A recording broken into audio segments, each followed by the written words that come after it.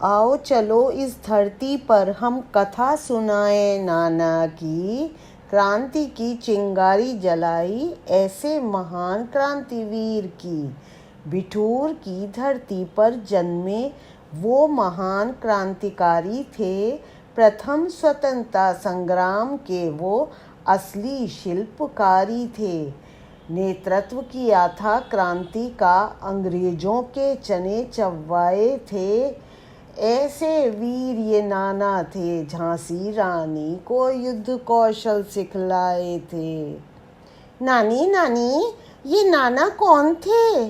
क्या हमारे वाले नाना? नहीं बेटा, मैंने तुम्हें रानी लक्ष्मीबाई की कहानी सुनाई थी ना। हाँ नानी। हाँ, तो रानी जिन नाना के साथ खेला करती थी, शस्त्र विद्या सीखा करती थी, घुड़सवारी किया करती थी, ये वही नाना थे। अच्छा नानी, तो ये रानी झांसी के गुरु थे? तो फिर नानी उनकी कहानी सुनाओ ना हमें नानी।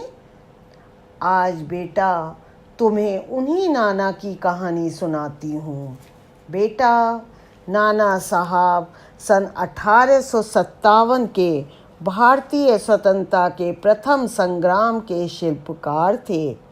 स्वतंत्रता संग्राम में नाना साहब ने कानपुर में अंग्रेजों के विरुद्ध विद्रोहियों का नेतृत्व किया था। तुम समझ गए ना? नाना ने अंग्रेजों के अगेंस्ट लड़ाई की थी।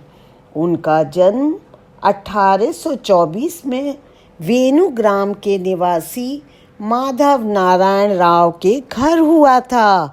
यानी उनके पिता का नाम माधव नारायण राव था। और बेटा, बचपन में ही सब लोग उन्हें घोड़ूपंत के नाम से पुकारते थे। घोड़ूपंत नानी? हाँ बेटा, असल में इनके पिता जो थे ना बेटा, वो पेशवा बाजीराव के सगोत्र भाई थे, यानी कि वो उनके कजिन थे। तो क्योंकि पेशवा के अपना कोई पुत्र नहीं था, अतः उन्होंने क्या किया कि नाना राव को अपना दत्तक पुत्र स्वीकार किया। अरे नानी, जैसा दत्तक पुत्र रानी झांसी ने किया था दामोदर राव को। हाँ बेटा, और उनकी शिक्षा भी उन्होंने ही करवाई। उन्हें हाथी घोड़े की सवारी, तलवार, बंदूक चलाने की सारी जो शिक्षा थी, विधियां थी, वो सब सिखाई गई। और उनको कई भाषाओं का ज्ञान भी कराया गया। तो नानी, फिर नाना तो बहुत होशियार हो गए होंगे। फिर नाना ने और क्या क्या किया नानी? हाँ बेटा, 28 जनवरी सन 1851 को पेशवा की तो मृत्यु हो गई। अब नाना अकेले हो गए, तो नाना ने उस समय बड़ी शान के साथ पेशवा का अंतिम संस्कार किया। तुमने देखा था ना, यहाँ बराबर में 13वीं हुई थी ना बेटा। हाँ, तो बेटा उसी को अंतिम संस्कार कहते हैं। तो नानी, फिर तो नाना राजा बन गए होंगे? नहीं बेटा, अंग्रेजों ने बहुत चालाकी से काम किया, जैसा उन्होंने झांसी रानी के साथ किया था ना।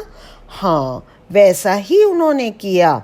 और उन्होंने क्या किया कि बिठूर के कमिश्नर को आदेश दिया कि वह नाना राव को ये सूचित कर दें, यानी उन्हें ये बता दें कि शासन उन्हें केवल पेशवा की धन संपत्ति ही देगा, ना कि नाना को पेशवा मानेगा।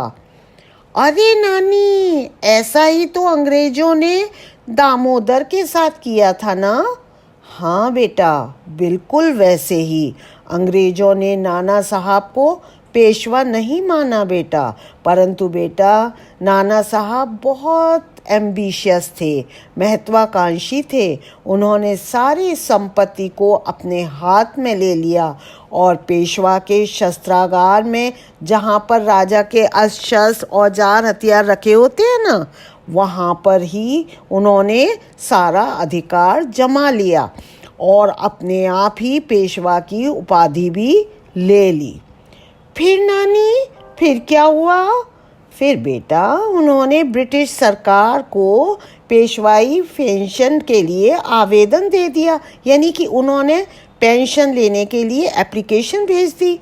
लेकिन कानपुर के कलेक्टर ने उसे वापस कर दिया और उन्हें कह दिया कि सरकार पेशवा वाली पेंशन उनको नहीं देगी। नानी, फिर नाना साहब ने क्या किया?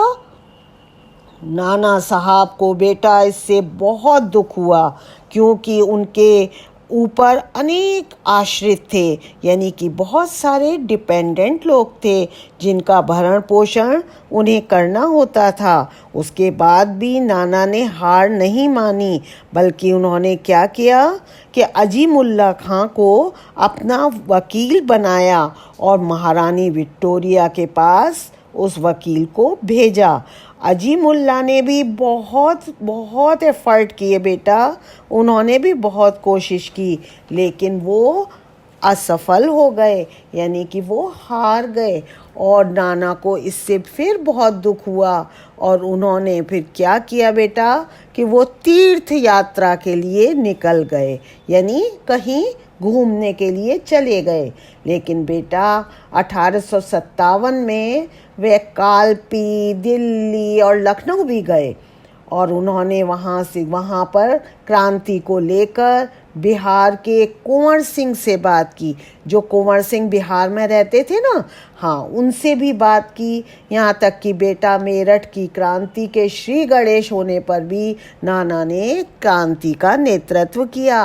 मैंने तुम्हें बताया था ना बेटा कि मेरठ से ही क्रांति की शुरुआत की थी। हाँ, तो उसका नेतृत्व किसने किया? नाना ने। हाँ बेटा, तो नानी अब इन्होंने भी अंग्रेजों से लड़ाई की। हाँ बेटा, बिल्कुल ठीक कहा।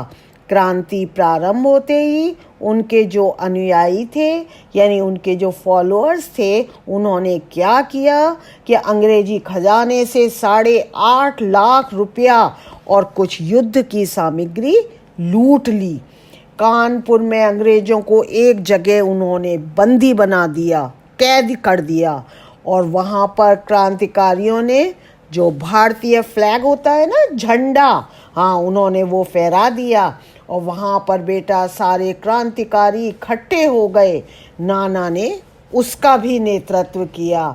और फिर क्या किया बेटा उन्होंने कि कल्याणपुर से ही नाना साहब ने युद्ध की घोषणा कर दी और उन्होंने अपने सैनिकों को कई टुकड़ियों में बांट दिया, कई यूनिट्स में बांट दिया। फिर उन्होंने क्या किया बेटा कि अंग्रेज़ों से बराबर लड़ने के बाद अंग्रेज़ों को हारने पर मजबूर कर दिया और आखिर में अंग्रेज़ों के पास उन्होंने एक लेटर भेजा जिसमें कहा गया कि जो अंग्रेज़ बंदी हैं, यानी जो कैदी हैं, उन्हें सुरक्षित हम इलाहाबाद भेज देंगे और इसका वायदा किया। तो नानी उन्होंने फिर वहाँ पे इलाहाबाद भेज दिया उनको? नहीं बेटा, उनकी इस बात को अंग्रेज जनरल टू व्हीलर ने मान लिया और सबको सचिन चौरा घाट, जो नदी के किनारे एक सचिन चौरा घाट था ना, वहाँ पर बहुत सारी नावों का इंतजाम किया गया और उन कैदियों को वहाँ पर पहुँचा दिया। तो नानी इसका मतलब नाना ने सारे अंग्रेजों को छोड़ दिया? हाँ बेटा, लेकिन जब सब अंग्रेज कानपुर के सती चौरा घाट से नावों पर जा रहे थे ना, तो क्रांतिकारियों ने उन पर गोलियां चला दी और जिससे बहुत सारे अंग्रेज मारे गए। इस बात के लिए हालांकि बहुत सारे प्रूफ तो नहीं मिले, लेकिन अंग्रेजों ने इस कांड के लिए नाना को ही दोषी माना और इस तरह कानपुर अंग्रेजों के शासन से मुक्त हो गया। फिर बेटा क्या हुआ कि 1 जुलाई 1857 को नाना साहब ने पूरी आज़ादी की घोषणा कर दी और पेशवा की उपाधि धारण कर ली। अरे वाह नानी, तो इसका मतलब नाना अब राजा बन गए? हाँ बेटा, कुछ ऐसा ही हुआ, लेकिन हुआ ये भी कि फतेहपुर तथा आंग आदि स्थानों में नाना के दल और अंग्रेजों में भीषण युद्ध हुआ। कभी क्रांतिकारी जीत जाते थे तो कभी अंग्रेज, लेकिन अंग्रेज भी आगे बढ़ते चले आ रहे थे। तो नाना साहब ने गंगा नदी को पार किया और वो लखनऊ की ओर चल दिए, और उन्होंने कानपुर और लखनऊ के बीच का जो रास्ता था ना बेटा, उस पे अपना अधिकार जमा लिया, और फिर उसके बाद वो रुहेलखंड की ओर चल दिए। यानी बेटा, वो एक जगह पर नहीं रुके। तो नानी, इसका मतलब नाना साहब ने तो जगह जगह जाकर लड़ाई करी अंग्रेजों से। हाँ बेटा, तुम बिल्कुल ठीक कह रहे हो। रुहेलखंड में भी पहुंचकर वो रुके नहीं, बल्कि उन्होंने वहाँ पर खान बहादुर को, जो खान बहादुर खान था ना, हाँ, उसको अपना सहयोग दिया। लेकिन बेटा, अंग्रेज भी समझ गए थे कि नाना साहब को पकड़े बिना इस विद्रोह को खत्म नहीं किया जा सकता। लेकिन बेटा, बरेली में क्रांतिकारियों की हार हो गई, पर अनेकों कष्ट और दुख सहने के बावजूद नाना ने अंग्रेजों के सामने आत्मसमर्पण नहीं किया। उनको पकड़ने के लिए अंग्रेज सरकार ने बड़े बड़े नाम घोषित किए, पर वो नाना को पकड़ नहीं पाए। तो बेटा, नाना साहब का त्याग, उनकी वीरता और उनकी सैनिक योग्यता उन्हें भारतीय इतिहास में अमर करती है। और बेटा, इसमें भी कोई शक नहीं कि नाना साहब छत्रपति शिवाजी के बाद के सबसे प्रभावशाली जो थे शासक रहे। उन्हें नाना बालाजी बाजीराव के नाम से भी बोला जाता है। उन्हें उनका जो दूसरा नाम था बेटा, वो बालाजी बाजीराव भी था। नानी, तो क्या नाना साहब भी दामोदर राव की तरह अकेले ही थे? नहीं बेटा, बल्कि नाना साहब के दो भाई थे, रघुनाथ राव और जनार्दन। रघुनाथ राव अंग्रेजों से मिल गया था और उसने अपने ही मराठा भाइयों को धोखा दिया था। और जो दूसरे भाई थे ना, जनार्दन, हाँ, तो उनकी छोटी ही अवस्था थी, उनकी छोटी एज में डेथ हो गई थी। लेकिन नानी, एक बात तो बताओ, नाना साहब मरे कैसे? उनकी डेथ कैसे हुई नानी? बेटा, मुगलों से मराठाओं की लड़ाई में नाना साहब का जो बड़ा बेटा था ना, विश्वास राव, और चचेरे भाई दोनों मारे गए थे। इन मौतों से नाना को गंभीर झटका लगा, उन्हें बहुत दुख हुआ, और नाना भी ज़्यादा समय के लिए जीवित नहीं रह पाए। बताते हैं, कंफर्म तो नहीं कह सकती बेटा, लेकिन इतिहास में ऐसा बताया जाता है कि नाना साहब नेपाल में देवखारी नाम का एक गांव था, वहां पर अपने दल बल के साथ वहीं पड़ाव डाले हुए थे। वहां पर उनको एक बहुत ही भयंकर रूप से बुखार आ गया और केवल 34 वर्ष की एज में ही मृत्यु की गोद में सो गए।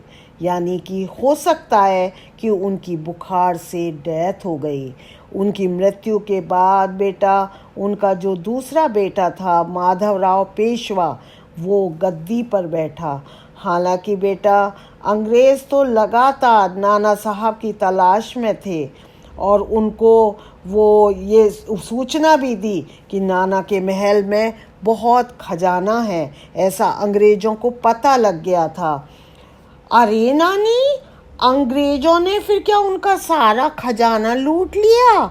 हाँ बेटा, तो क्या हुआ कि अंग्रेजों ने जो इंजीनियर थे उनके और जो ब्रिटिश सेना थी, वो उसको खजाने की तलाश में लगा दिया और भारतीय जासूस जो थे उनसे मदद ली। नानी, भारतीय जासूस कितने बुरे हुआ करते थे? हाँ बेटा, हर युग में ऐसे लोग होते हैं जो दुश्मनों से दोस्ती कर अपने ही देश को बेच दिया करते हैं। खैर बेटा, जो भी था, अंग्रेजी सेना ने महल को खोद डाला और वहाँ पर बताते हैं कि 7 गहरे कुएं मिले जिनमें सोने की प्लेटें मिलीं। फिर कुओं से सारे पानी को निकाला गया और वहाँ पर सोने चांदी के सिक्के और बेशकीमती सामान भी मिला। तो बेटा देखो, तुमने नाना साहब को कितने वीर थे, और तुमने ये भी देखा कि इन्होंने अंग्रेज़ों की ही नहीं बल्कि मुग़लों की भी ईंट से ईंट बजा दी थी। तो बोलो बेटा, जय हिंद, जय भारत। नानी, जय हिंद, जय भारत, वंदे मातरम, जय हिंद की सेना।